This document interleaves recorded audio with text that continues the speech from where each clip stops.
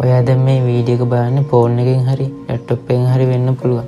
තප්පරයකට හිතන්න එකපාරටම ඔයාගේ ස්ක්‍රීන් එක බ්ලැක් අවුට් වෙලා යනවා. ඔයා හිතන්නේ සාමාන්‍ය විදියට සිග්නල් නැති වුණා කියලා. ඔයා ෆෝන් එක රීස්ටාර්ට් කරනවා ඒත් වැඩක් නැහැ. ඩේටා වැඩ කරන්නේ නැහැ. Wi-Fi නැහැ. ඔයා අහලපාලයට කතා කරනවා. එයාලගෙත් එහෙම. මුළු ගමේම එහෙම. මුළු රටේම එහෙම. Facebook, WhatsApp, YouTube නෙවෙයි.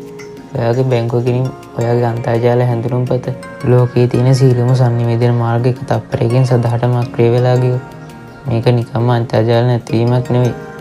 මේක තමයි ලෝක අවසානයේ පටන් ගන්න තප්පරය. අද අපි අඳුරු සත්‍ය තුළින් කතා කරන්න යන්නේ අනාගතයේ දවසක සිද්ධ වෙන්න පුළුවන් ඒත් අපි කවුරුත් කතා කරන්න බය මාතෘකාවක් ගැන. මේක පිටසක්ල ආක්‍රමණයක්වත් නාස්තික යුද්ධයක්වත් නෙවෙයි. ඊට වඩා 100,000 ගුණයක් නිහඬ බිහිසුණු ඛේද වාචකයක්.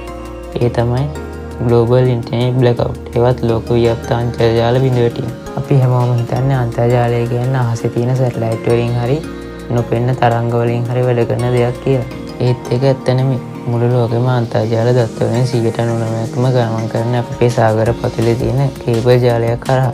මේකට කියන්නේ අන්ඩර්සී ෆයිබර් ඔප්ටික් කේබල් කියලා. මොහොතකට හිතන්න කිසියම් ත්‍රස්තවාදී කණ්ඩායමක් බලවත් රටක් එහෙම නැත්නම් අතිශය දරුණු ස්වභාවික විවේචනයක් නිසා මේ කේබල් පද්ධතිය සියල්ල එකවර කපා හැරියොත් නැත්නම් විනාශ වෙලා ගියොත් අපි හිතමු හරියටම උදේ 8ට ඒ දෙවුනා කියලා. පළමු විනාඩි 10 ඇතුළත මිනිස්සුන්ට ලොකු වෙනසක් තේරෙන්නේ නැහැ. ගොඩක් අය හිතන්නේ අන්තර්ජාල සපයන ආයතන අවුලක් කියලා. ඒත් හරියටම පැය භාගයක් ගත්තී ලෝකයේ තියෙන ලොකම ටෙක් සමාගම් වලට තේරෙනවා මේක සාමාන්‍ය බිඳවැටීමක් නෙමෙයි කියලා. Google, Amazon, Microsoft වගේ දැවැන්ත මධ්‍යස්ථාන එකින් එක අක්‍රිය වෙලා යනවා. පැය 3ක් ඇද්දි ලෝකයේම එකතැන නතර වෙනවා. ආසේ පියාසර කරන ගුවන් යානා දහස් ගණන් ගුවන් තොටුපළවල් එක්ක තියෙන සම්පූර්ණ sannivedana නැති වෙනවා. රේඩාර් පද්ධති වැඩ කරලා GPS සහ කාලගුණ තත්ත්ව හොමාරු සම්බන්ධතාව බිඳ වැටෙනවා. ආසේ තියෙන යානා කොහොම හරි බිමට බාන්න පයිලට්ලා උත්සාහ කළත් ගුවන් පතවල ලොකු අනතුරු මාලාවක් සිද්ධ වෙනවා. ඒක නවත්තන්න බෑ. කොටස් වෙළඳ පොළව නිව්යෝක් වල ඉඳන් ටෝකියෝ වෙනකන් තියෙන හැම කොටස් වෙළඳ පොළක්ම තප්පරයෙන් බිඳුවට වැටෙනවා.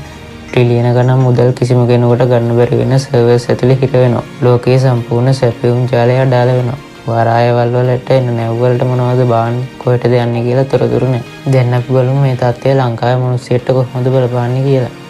කොළඹ නගරයේ වැඩට ගිය මිනිස්සෙක් හිතන්න. එයා උදේ 10ට විතර ATM එකට යනවා සල්ලි ටිකක් ගන්න. ඒත් ATM එකේ වැඩෙන්නේ කමියුනිකේෂන් එරර් කියලා. ඔව් වීසා මාස්ටර්කාඩ් ජාල සම්පූර්ණයෙන්ම බිඳ වැටිලා. ඔයාගේ බැංකුව ගිණුමේ කෝටියක් තිබ්බත් අතේ සල්ලි කොලයක් නැත්තම් ඔයාට වතුර බෝතලයක් ගන්න විදිහක් නැහැ. පික්මි Uber වගේ ඇප් වැඩ කරන්නේ නැහැ. පාරේ යන වාහන වලට ඉන්ධන ගන්න ෂෙඩ් වලට ගියාම ලොකු ප්‍රශ්නයක් එනවා. සිපෙට්කෝ පද්ධතිය අවචාරින වෙන්නේ නැහැ. කවුද සල්ලි කිව්වේ කාටද තෙල් දුන්නේ කියලා බලන්න විදිහක් නැහැ. මිනිස්සුන්ට ටිකින් ටික තේරෙනවා මේක ලේසියෙන් හරියන දෙයක් නෙවෙයි කියලා. හැමෝම කලබල වෙලා සුපර් මාකට් වලට දුවන කැම බීම එකතු කරගන්න. ටීල්ස් කාගීස් වගේ හැමදේම බඩු ගන්න දිග පොලි. හැබැයි බිල් දාන සිස්ටම් මොකුත් වෙන්නේ නැහැ. බාකෝඩ් ස්කෑන් වෙන්නේ නැහැ. කඩවල වල සේවකයා අතින් බිල් ලියන්න උත්සාහ කළත් මිනිස්සුන්ගේ කලබලය නිසා ඒක පාලනය කරගන්න බැරි වෙනවා. අතේ සල්ලි තියෙන මිනිස්සු බඩු උදුරගෙන යන්න පටන් ගන්නවා. හොස්පිටල් වල තත්ත්වය මීට වඩා භයානකයි. ඩිජිටල් කරපු රෝගී වාර්තා හොයාගන්න නැහැ. අත්‍යවශ්‍ය යන්ත්‍ර වලට පිටරටින් එන සොෆ්ට්වෙයාර් අප්ඩේට් නැති වෙනවා. sannivedanayak නැති නිසා ගේන රටවල රෝගීන් ඉන්න තැන හොයාගන්න බැරි වෙනවා. දවස් 7ක් ගත වෙති තත්ත්වය සිතා ගන්න බැරි තරම් දරුණුයි. අද කාලේ ගොඩක් විදුලි බලාගාර සහ ජල සැපයුම් පද්ධති පාලනය වෙන්නේ අන්තර්ජාලය හරහා. මේ සම්බන්ධතා බිඳ වැටෙනම ස්වයංක්‍රීයව මේ බලාගාර අක්‍රිය වෙනවා. මුළු ලංකාවම මුළු ලෝකෙම කළුවරේ. ටැප් එකේ වතුර එන්නේ නැහැ. කඩවල වල කැම ඉවරයි. රේඩියෝ වල සහ ටීවී channel වල විකාශය ගන්න අන්තර්ජාතික පුවත් නැහැ. එයාලගේ උපකරණ වැඩ කරන්නේ නැහැ. මිනිස්සුන්ට කිසිම තොරතුරක් නැහැ. නීතිය සහ සාමය සම්පූර්ණයෙන්ම බිඳ වැටෙනවා. පොලිසියට සහ හමුදාවට එකිනෙක අතර sannivedanaya කරන් තියෙන ජාල අක්‍රිය වෙනකොට රටවල් අරාජික වෙනවා. කෑම සහ වතුර වෙනුවෙන් මිනිස්සු මරා ගන්න තත්ත්වයක්පත් වෙනවා. සල්ලි වලට කිසිම වටිනාකමක් නැහැ. වටින්නේ කෑම සහ ආයුධ විතරයි. මාස කිහිපයක් ඇද්දි අපි ගෙනාවු ඩිජිටල් ලෝකයේ සම්පූර්ණයෙන්ම මැකිලා යනවා. ඔයාගේ Facebook එකේ තිබ්බ ෆොටෝ, ඔයාගේ ඩිජිටල් මතකයන්, බැංකුවල තිබ්බ සල්ලි මේ කිසිම දෙයක් ආපහු ගන්න බැරි වෙන්න මැකිලා යනවා. ඉන්න බිලියන 8ක ජනගහනයට කෑම සපයන්න පුළුවන් උනේ අන්තර්ජාලය මත පදනම් වූ කාර්යක්ෂම ප්‍රවාහන ජාලයක් නිසායි. ඒක නැති වුණා. බිලියන ගණන් මිනිස්සු බඩගින්නේ මිය යන්න පටන් ගන්නවා. අපි ආපහු යන්නේ 1800 ගණන් වලට. හැබැයි 1800 ගණන් වල හිටපු මිනිස්සුන්ට වගේ ගොවිතැන් කරන්න ස්වභාව ධර්මයත් එක්ක ජීවත් වෙන්න අද ඉන්න පරම්පරාවට පුළුවන්ද?